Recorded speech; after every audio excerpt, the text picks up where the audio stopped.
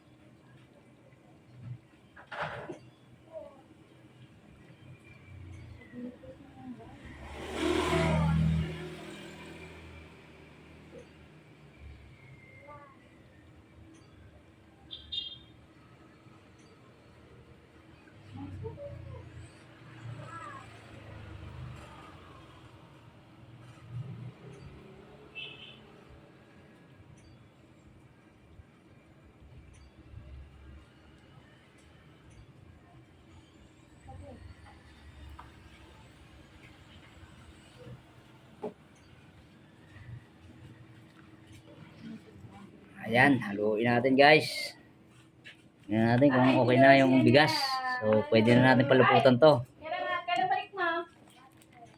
Kasama sa ilan? Ate, naglilinis. Ito, guys, ang ating ipapalapat dyan, cornstarch, para mas maganda yung texture niya. Okay. Umpisa na natin.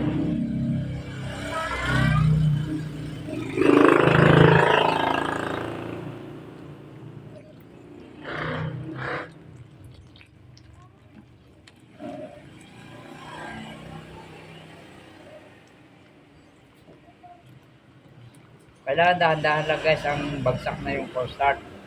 Kasi pag ibinuhos mo yan ng bigla, mabubuo yung cornstarch. So, kailangan dahan-dahan lang siya para mag-stick siya.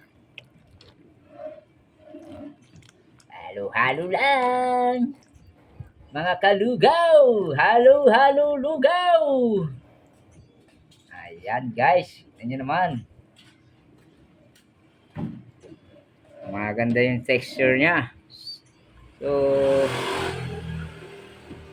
ayan. Kaya lang muna natin siya na mag-sticky at kumulo ng kumulo para lumapot siya. Okay, pwede na yan, guys. Kuha natin. Lami kayo, guys. Sarap-sarap. Papa, happy birthday, Papa. Okay, guys, pwede na natin patayin yan. So, hanggang dito na lang muli.